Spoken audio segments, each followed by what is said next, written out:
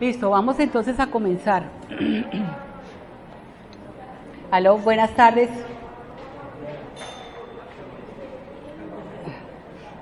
Por favor, vamos a comenzar.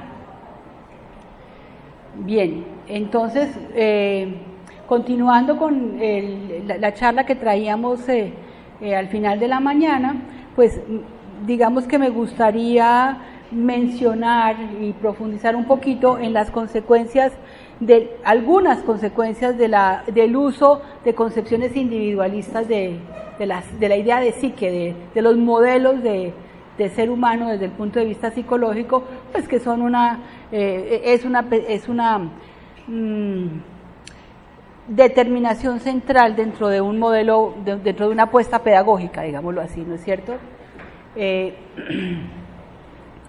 Hay algunos de los modelos más significativos que circulan en los discursos o que, digámoslo así, engranan en las propuestas pedagógicas, son el modelo de la teoría freudiana o el de las relaciones objetales, la perspectiva rogeriana de la autoestima, las disquisiciones de los esquemas cognitivos, pues que hacen parte del modelo piagetiano.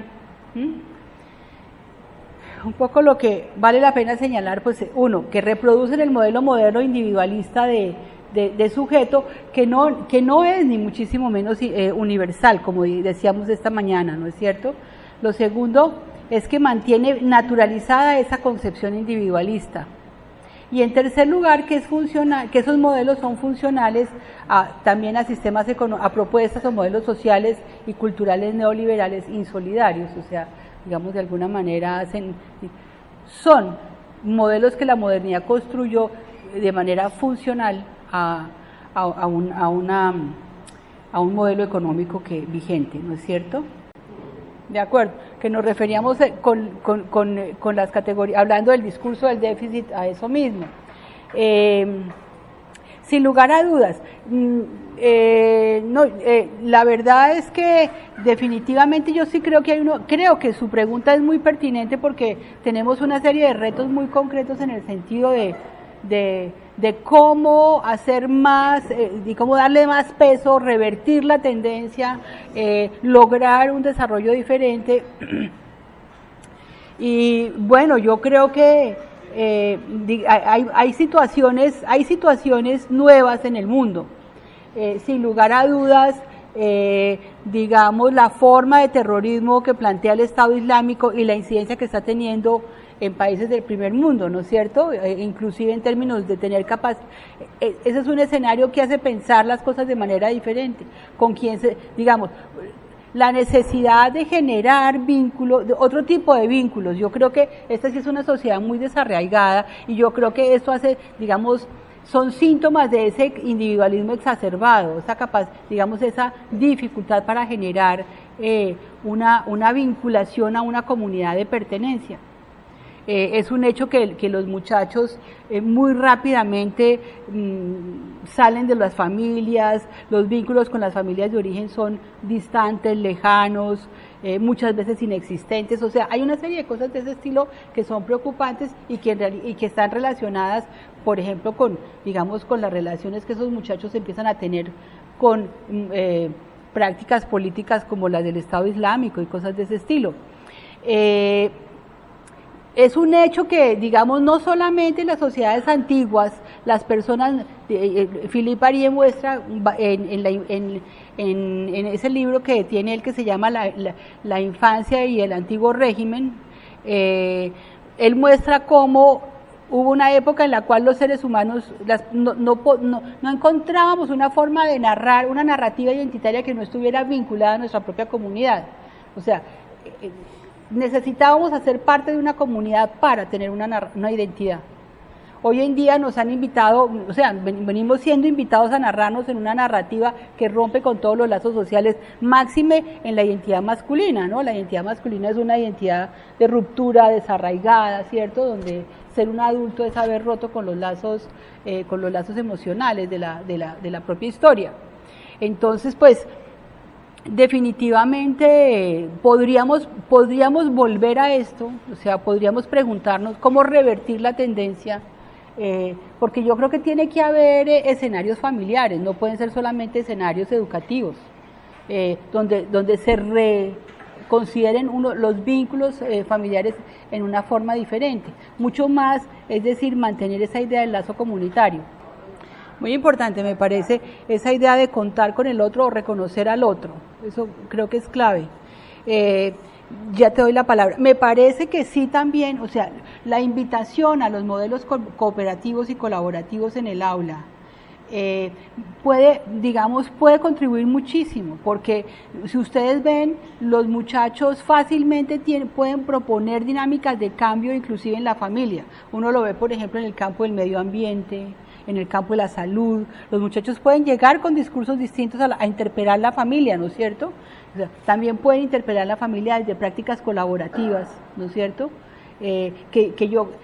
No sé qué experiencia, digamos, porque no conozco el detalle de la dinámica familiar en Neiva, pero en Bogotá pasa con frecuencia que los muchachos están solos haciendo tareas, que quienes van a recoger los boletines, o que nadie recoge un boletín de notas, o que quien tiene alguien que trabaja en su casa manda a esa persona que lo recoja, que los muchachos llaman a las líneas de ayuda a decir que están solos, que quieren hablar con alguien. Es decir, hay dinámicas familiares de mucho desapego, de mucha negligencia, si se quiere, ¿no es cierto?, que deberían poder cambiar, definitivamente. Bueno, voy a tratar de hablar un poquito de estas dos experiencias en las que yo he trabajado, que son comunidades de aprendizaje o comunidades colaborativas y grupos de escritura a partir de conversaciones en curso. Digamos, esas son dos experiencias en las que yo he trabajado en la universidad, sobre todo, ¿no? Yo les traje, a propósito de eso, y les voy a dejar 13 lecturas complementarias. Una es precisamente sobre comunidades de aprendizaje, que es un tipo de trabajo en el que se ha profundizado muchísimo en el último tiempo, se ha experimentado. Y también les traje, una lectura un poco más avanzada sobre el construccionismo social, para quienes ya tengan un poquito más de bagaje, pues puedan profundizar un poco más. Lamentablemente ambas en inglés, pero se las voy a dejar. Bueno, bien, avancemos un poquito, entonces si quieres pasemos a mirar. Aquí tenemos también les tengo, además de esas dos lecturas complementarias que les traje dos referencias más, una que es específicamente de pedagogía colaborativa en el nivel superior, en la educación superior, que es un libro completo muy interesante de un autor que se llama Brophy. Aquí tenemos, lo que se entiende por una comunidad de conocimiento o una comunidad de aprendizaje, que un poco, frente a la idea de cómo revertir, o sea, empezar a generar comunidades de aprendizaje, ¿no? Lo que les decía esta mañana, una de las referencias adicionales que les traigo es una referencia sobre la psicología social de la escuela y experiencias de aprendizaje colaborativo en el aula primaria. Olimpiadas, equipos multiculturales, o sea, todas estas alternativas de varios autores muy interesantes, ¿no? Bueno, entonces, de alguna manera, pues por supuesto, y aquí está involucrada la afectividad, en el sentido de que estas estrategias funcionan siempre y cuando haya comprometida una motivación, una pasión, ¿cierto? De otra forma esto no funciona. Y por eso, de alguna manera, no se trata de mirar solamente lo emocional, pero lo emocional sino que lo emocional involucrado con la propuesta de aprendizaje colaborativo. Una comunidad de aprendizaje es una comunidad apasionada, en últimas, ¿no es cierto? ¿Sí? Y apasionada, pues, en el sentido griego de tener de un patos por el conocimiento, ¿no es cierto?, por el saber. Sí. Perdón. Ok. Sí, también te puedes pasar para acá si quieres. Bueno, Entonces decía que una comunidad de conocimiento o de aprendizaje es una comunidad apasionada, en el sentido de que tienen un proyecto, ¿cierto?, que los apasiona, que los compromete, que los mueve, por el cual trabajan.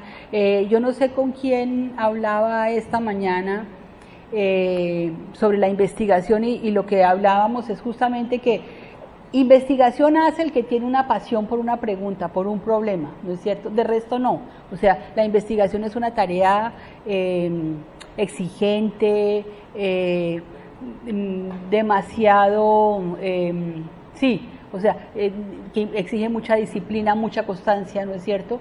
De manera que sobre todo hay que tener pasión por querer resolver una pregunta, un problema, etcétera. Bueno, entonces los autores definen la comunidad de aprendizaje o la comunidad de conocimiento como una comunidad de pares, esto es muy interesante, cuya intención es la construcción individual.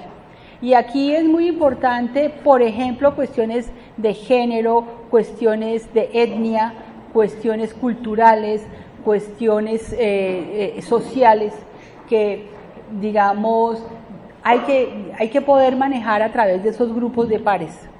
Porque los grupos de pares digamos, busca que esos grupos tengan diferencias desde todos esos puntos de vista que he mencionado. Y que yo pueda reconocer al otro o a la otra como mi par, ¿no es cierto? Por encima de diferencias sociales, étnicas, de género, etcétera. También, digamos, estas comunidades colaborativas son comunidades que, digamos, a los que se invita a escribir, y sobre eso vamos a hablar, y en ese sentido la idea desde el comienzo de que cuando uno escribe, escribe para otros. Eso es algo muy importante y creo que es un proceso muy formativo tener un equipo, un grupo de interlocutores que son capaces, digamos, que tienen como compromiso leernos, ¿no? Fíjense que esto inclusive en términos de trabajo, de equipos entre nosotros puede ser muy interesante, la posibilidad de tener otro que nos lea, ¿no? Eso es algo muy interesante. Pero sobre todo, y esto es muy importante, noten que, digamos, a nivel universitario, inclusive mi experiencia es que es posible hacer un texto a varias manos, no necesariamente textos diferentes, sino que es posible si mi experiencia ha sido que en general, digamos, para generar grupos multiculturales o grupos con enfoque diferencial, la intervención del maestro es importante, ¿no es cierto? Es decir, el maestro debe decir, bueno, voy a organizar estos grupos, ¿no? Porque la tendencia de los estudiantes es a los que nos va bien, entonces, o a los que somos vecinos y vivimos en el mismo barrio, o a los que hacemos esto o aquello. Entonces, ¿cómo lograr generar grupos multiculturales? El maestro, pues, debe poder intervenir un poco en eso. En la universidad, con frecuencia, lo que yo he hecho es proponerle a los estudiantes que se agrupen según preguntas o temas de interés, según afinidades por intereses. Eso lleva a que mucha gente que no se conocía ni se ha hablado nunca terminen en un mismo grupo. Por supuesto que nadie puede estar obligado, pero en general las personas aceptan la invitación que uno les hace, con muy pocas excepciones, pues sobre todo porque son comunidades de interés, ¿cierto? Y luego entonces un primer paso es generar una estructura del texto de manera que a cada uno de los miembros del grupo se le pueda asignar una parte de ese texto. De manera que el texto final sea el resultado de un trabajo colaborativo en donde los miembros del grupo se leen mutuamente con el fin de producir un texto final que es un solo texto, pero con la participación de todos. Es decir, no hay quien simplemente se ponga a tomar del pelo o a mirar para el techo mientras los otros trabajan. La idea no es esa, ¿no?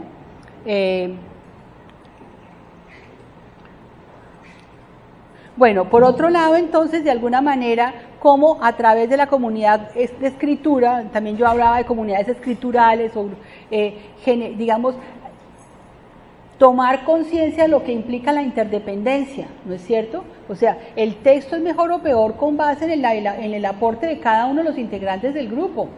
No nos sirve tener una parte muy buena y una segunda parte muy mala, ¿no es cierto? O sea, la calidad del texto hay que mantenerla a lo largo de todo todo su desarrollo, y entonces en ese sentido, cómo generar ese proceso, de interdependencia, o sea, conciencia, digamos, ¿cierto? Responsabilidad en ese sentido, ética también. Por supuesto que eso hace que, digamos, se cambie mucho la imagen del investigador solitario, del genio solitario en el laboratorio, ¿no es cierto? Y se cambie por esta idea de las comunidades que son productivas, ¿no? Digamos, esto da un sabor a las comunidades de conocimiento, a las comunidades de aprendizaje, ¿no es cierto? No sé si quieren comentar algo, de pronto presentar alguna experiencia que quieran compartir.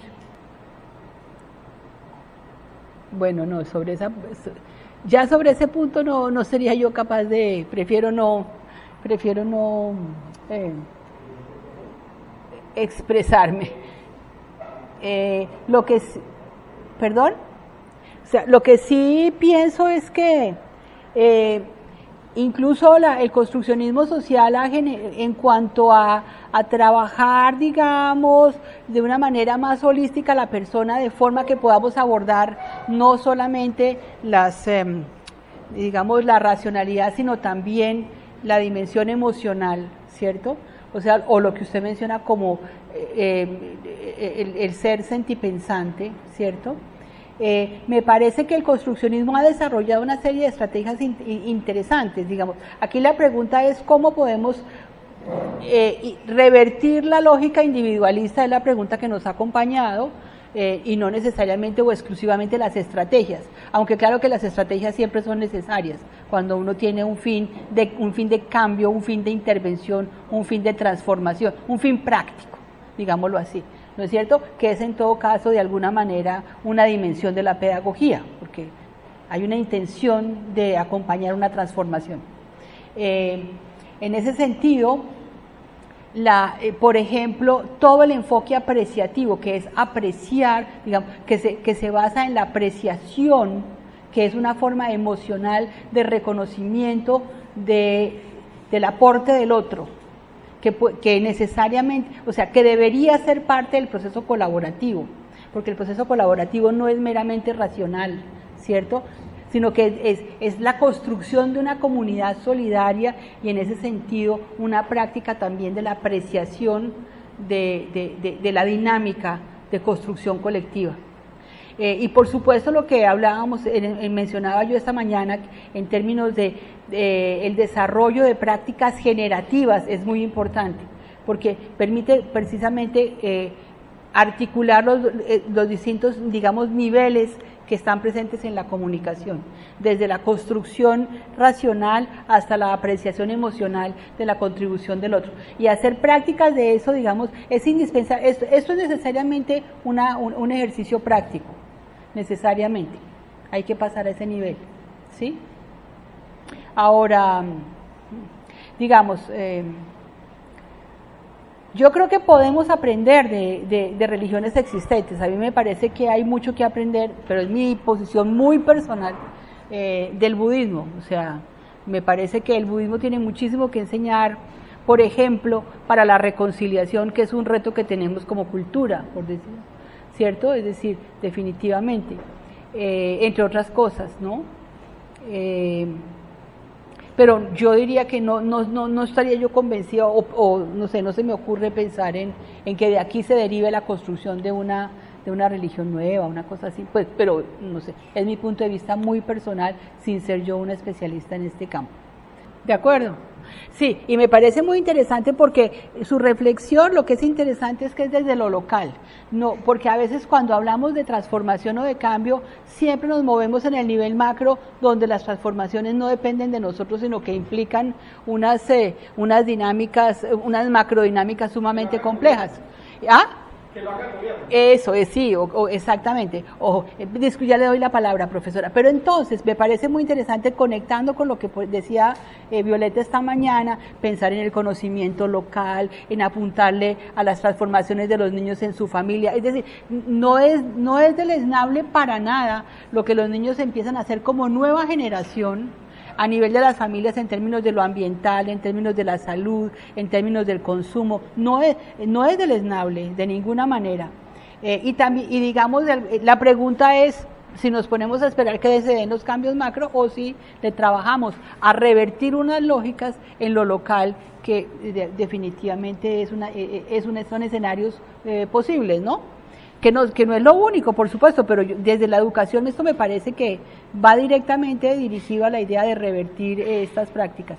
Ahora, yo estoy de acuerdo con que cuando trabajamos sobre problemas o sobre preguntas, muchas de las, incluso los procesos emocionales son semejantes, no importa si el proyecto es en ingeniería o en ciencias sociales, o sea, la pasión que está asociada al intentar resolver la pregunta. Yo diría que definitivamente la creación, los procesos creativos, sean en campos sociales o en campos tecnológicos, van acompañados de muchos procesos de satisfacción emocional que definitivamente no son materiales, o sea, y no pueden serlo. Así muchas veces incluso terminen terriblemente distorsionados por el hecho de que lograr exitosamente una solución para un problema pueda redituar muchísimo dinero. Sí, entonces para seguir un poco, digamos, insistiendo en que sobre todo aquí la experiencia de la escritura colaborativa, ¿no es cierto?, pues de alguna manera es una invitación a mantener conversaciones desplazadas en el grupo, o sea, ¿cierto? Es decir, escribir para otros es tener una conversación desplazada, aprender a tener un interlocutor imaginado con el que uno trabaja o para quien escribe, ¿cierto? Y cómo aprender a ser un interlocutor justamente que haga un ejercicio meticuloso de búsqueda de conexiones débiles entre las distintas ideas y hacer un ejercicio crítico recíproco. Eso, digamos, aprender a hacer eso con un elemento adicional que vamos a ver, digamos, sigamos.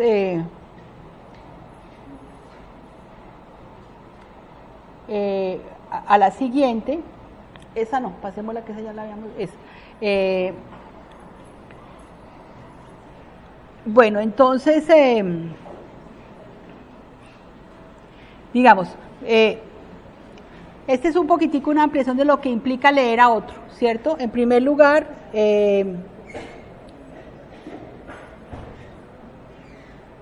cómo lo que yo escribo depende de cómo lo interpreta otro. Aprender a hacer eso, ¿no es cierto? Ese ejercicio es muy importante, sobre todo porque hay que tener en cuenta que siempre que escribimos para una revista especializada nos van a leer otros, nos van a interpretar otros, ¿no es cierto? Y en ese sentido es un proceso de entrar en una comunidad, ¿no? Bueno, por otro lado, y es muy importante, aprender a experimentar la tradición a la cual nos estamos integrando, que eso es un elemento, digamos, que muchas veces no nos muestran cuando estamos siendo estudiantes, sino más bien, digamos, o sea, es anticiparlo. ¿Qué significa entrar a ser parte de una tradición? ¿No? Y por otro lado, de alguna manera, es también una forma de socialización, o sea, muy importante, a nosotros nos resocializan muchas veces, ¿no es cierto?, incluyendo la pareja, los hijos, etcétera. ¿Cómo generar un proceso en el que nos podamos resocializar, cierto? Ese es un elemento muy importante.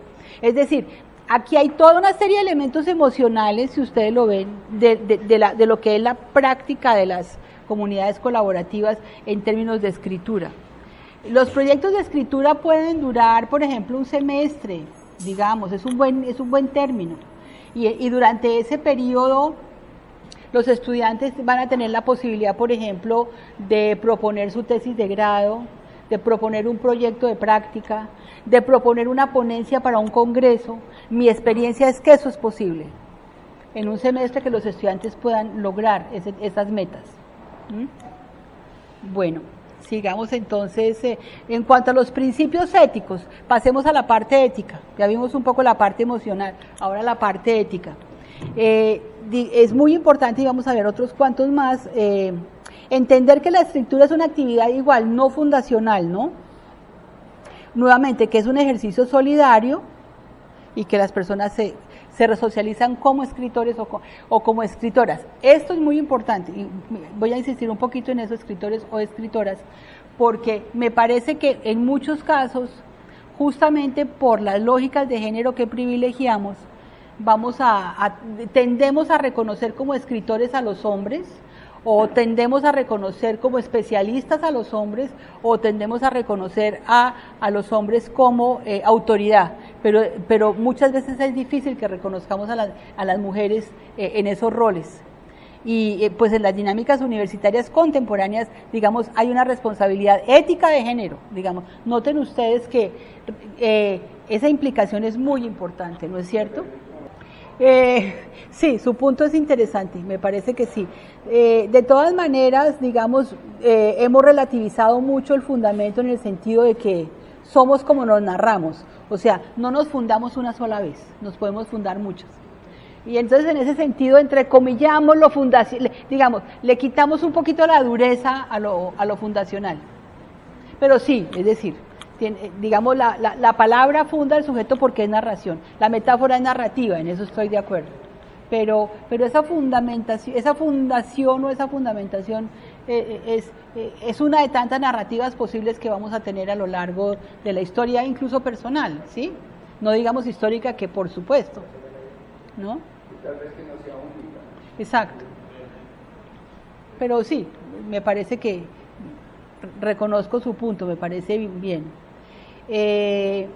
Bueno, sigamos. Entonces yo creo que los aspectos éticos son muy importantes. Por un lado, reconocer que se escribe tanto para mantener una membresía en una comunidad a la cual se pertenece, y para invitar a otros a ella, como para hacernos aceptables a una comunidad en la cual todavía no pertenecemos. Digamos, es también una dinámica, lo comunitario es una dinámica de reconocimiento y de aceptación, ¿no es cierto? No es, digamos, no es como que de suyo dentro, sino que hay toda una serie, digamos, ingresar a una comunidad en general es un acto ritual que implica el conocimiento de unas normas, el reconocimiento de una serie de procesos, y en ese sentido, pues, de alguna manera, estar dispuesto en cierta medida a legitimarlos y en cierta medida a retarlos o transformarlos, pero dentro de la misma lógica de las comunidades, ¿no es cierto? Por otro... No. El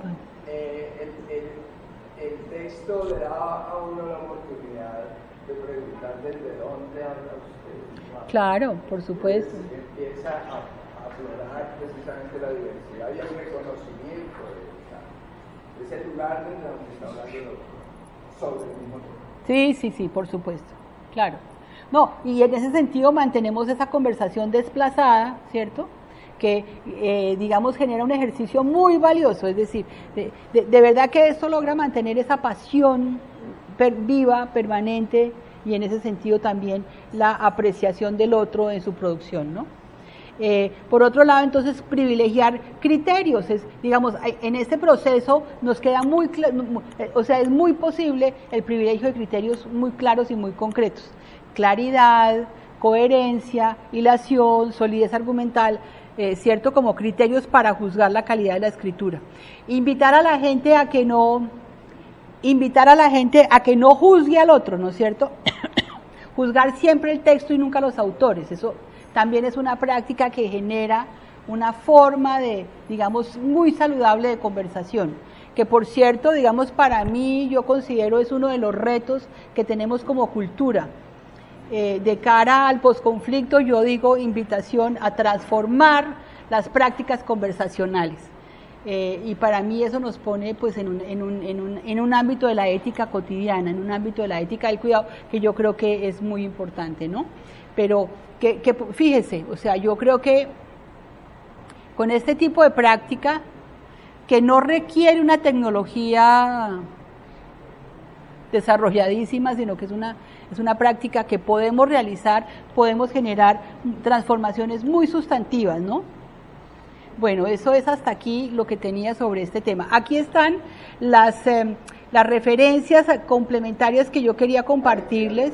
No, y es que cuando hay desacuerdos, cuando hay definitivamente ha habido debate, o sea, para mí el asunto más preocupante es cuando realmente no se quiere conversar. Bueno, digamos, a mí me parece, y yo creo que volviendo también a la idea de las TICs, pues, o sea, yo creo que hay análisis de los efectos que tienen las TICs en la corporalidad cuando hay un uso excesivo, digamos, que implica que los muchachos no hacen deporte, no están en medios naturales y no interactúan directamente con casi nadie, que es un asunto que deberíamos invitar a que no suceda. No que no se usen las tecnologías, pero sí que tengan unos efectos nocivos, incluso sobre la tonicidad muscular, porque se ha investigado que cuando los estudiantes pasan demasiadas horas frente al computador, la tonicidad muscular se va transformando de una manera nociva. De forma que, digamos, es posible que también tengamos que trabajar sobre la corporalidad, digamos, y además de eso sobre sorprender a los estudiantes. Por ejemplo, como si mi clase es de sociales o como que no se me ocurre que yo pueda hacer cuestiones muy sencillas, pero también importantes sobre la corporalidad, sobre el movimiento, sobre el contacto, digamos, con el contacto visual con los otros, ayudar a hacer ejercicios de mirar, no sé, si ustedes han hecho alguna vez un ejercicio. Si quieren ahorita, antes de que cerremos, podríamos hacerlo, es movernos en este espacio, empezar a caminar cada quien por donde quiera, pero con el compromiso de, con cada persona que se encuentre, mirarlo a los ojos y seguir caminando de manera que podamos ver a muchas personas y mirar a muchas personas. Digamos, ese es un ejercicio de cuerpo. Hay muchos ejercicios de corporalidad que es importante hacer, sencillos, simplemente como de aceptar que el cuerpo existe, que usted tiene un cuerpo y que usted puede hacer algo con él, mirar al otro, darle un abrazo, en fin, cosas de ese estilo que son muy importantes. Por un lado. Por el otro lado, también en ese sentido, ¿cómo decirlo? Reconocer al otro de distintas maneras, eso también es un elemento importante. Y en ese sentido, mirar, digamos, evaluar qué efecto tiene en términos de que las personas conversen, ¿no es cierto? Hacer ejercicios de escucha, hacer ejercicios de escucha, de escucha activa, o sea, sobre todo en dinámicas que, muchas gracias, yo no puedo comer mucho azúcar, así que gracias, le agradezco mucho. Más bien si hay tinto, yo le recibo un tinto. Entonces, digamos, hacer trabajos de escucha activa. Ahora, una cosa que es muy importante es que, sobre todo en estos ejercicios de escritura, una cosa que es importante es que, digamos, ¿cuál es el momento para proponer unas comunidades colaborativas de escritura? Eso tiene un momento, ¿no es cierto? De alguna manera hay que trabajar una temática dentro del curso o unas temáticas de forma que los estudiantes ya tengan un escenario en donde elegir qué es lo que les interesa y sobre qué quisieran investigar y escribir, ¿cierto? O sea, no es al comienzo del curso. Digamos, lo que yo creo que uno tiene que, o por lo menos lo que yo hago es anunciarles que en un momento dado del curso hacia, digamos, la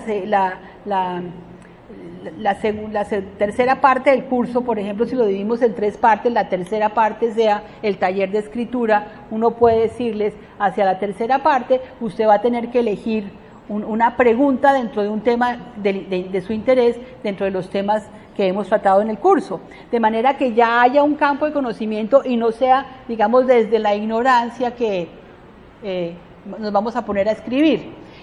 Para eso hay otras estrategias. El seminario, por ejemplo, si no conocemos nada del currículo, pues entonces nos vamos a dedicar primero en seminario a hacer unas lecturas que entonces luego nos permitan hacer una propuesta de escritura, por decir algo, ¿cierto? ¿Sí? De acuerdo. Mire, volviendo, ya te doy la palabra, volviendo a eso, me parece muy importante, o sea, los estudiantes que definitivamente no se toman en serio el ejercicio, la propuesta y terminan simplemente cada quien escribiendo algo en su casa y luego pegando, pues es un desastre lo que resulta, o sea, un absoluto desastre, y uno, digamos, puede decírselos desde el comienzo, esta no es la idea, ¿cierto? Y motivar, digamos, al máximo para que las personas encuentren un tema apasionante. O sea, para mí esa es la clave, ¿no? Y además motivarlos mucho con que esto puede dar origen a su tesis de grado, a un proyecto de práctica, a una ponencia para un congreso, es decir, tantas posibilidades que hacen, digamos, estimulantes que conduzcan a que el texto salga del mero ejercicio de clase y se convierta obviamente en un reto para mejorar la calidad. Ahora, como en todo, no funciona en el 100% de los casos, o sea, es así, no siempre vamos a lograr apasionar al 100% de nuestros estudiantes. Yo no sé con qué porcentaje cada uno de ustedes se sienta satisfecho, pero pienso que pues hay que ponerlo, ¿no? Una meta, ¿cierto? No, y digamos, una comunidad de escritura es una comunidad que se configura para dar lugar a un proceso. Es decir, escribir siempre será un proceso. Y no empezamos con el texto final, sino que es un asunto progresivo, y por eso la importancia de ser mutuamente lectores, aprender a hacer ese ejercicio, y por otro lado, en ese ejercicio de lector, identificar las conexiones débiles, o sea, aprender a ser lector que contribuya a la mejora del texto de otro, digamos. Por lo tanto, digamos, esa es la idea de una comunidad. Y en ese sentido, digamos, creo que también hay que ayudar a los estudiantes a que se apropien mucho de la idea de lo que significa una comunidad, o sea, la implicación ética, la implicación emocional, la implicación académica, de manera que en efecto puedan desarrollar esta idea de la comunidad y no meramente una simulación empobrecida de lo que se está sugiriendo, ¿no es cierto? Sin duda, y el construccionismo ha hecho un gran trabajo y en concreto la perspectiva apreciativa, que es uno de los desarrollos, digamos, del construccionismo, tiene todo un trabajo sobre el liderazgo colaborativo, o sea, también la idea de que el liderazgo no está centrado en personas, sí, sino que, digamos, que el liderazgo sea organizacional, por ejemplo, es una cosa muy importante. O sea, cómo generamos liderazgos que son en ese sentido colaborativos, colectivos. O sea, son las organizaciones las que son líderes, no las personas líderes dentro de las organizaciones, ¿no? Que es una concepción muy jerarquizada también, igualmente, ¿no? Claro, muy interesante. Es decir, bueno, yo diría que voy a ir cerrando, ¿sí? Antes, para que tengan ustedes la oportunidad también, si quieren, de hacer sugerencias y comentarios sobre el día, y simplemente señalarles que yo creo que este es un abrebocas a un tema que es realmente no solamente amplio y rico, sino que además de eso ofrece una serie de posibilidades tanto de desarrollo práctico como de investigación en este campo, que es sumamente fecundo y al cual pues yo los invito como a ir más adelante, profundizar más para encontrar ahí muchas posibilidades. Les agradezco mucho su participación, su asistencia y su invitación. ¿Cómo? La siguiente, por favor. Sí, mire, ahí están, digamos, estas son 3 referencias claves, pero 2 que no están en el programa, ¿sí? La referencia en cuanto a, digamos, aprendizaje colaborativo en la educación superior, que es el trabajo de Brophy, y la de Slavin, que es un trabajo muy bonito sobre aprendizaje cooperativo para la escuela primaria, muy interesante.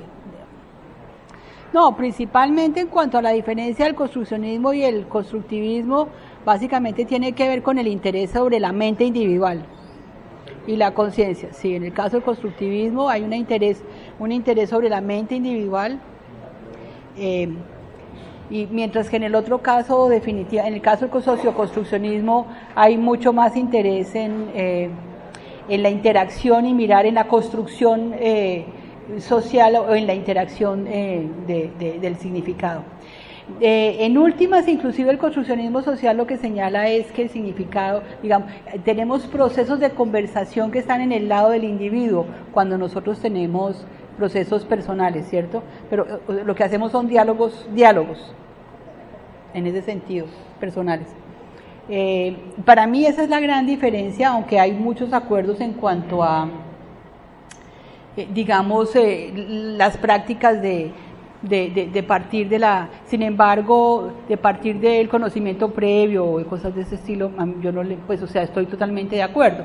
Lo que yo sí creo es que el conocimiento previo significa o montar el asunto sobre una experiencia, porque esa puede ser otra alternativa, o en todo caso hacer una lectura, tener lecturas antes del encuentro, porque es muy difícil de otra manera, ¿no es cierto?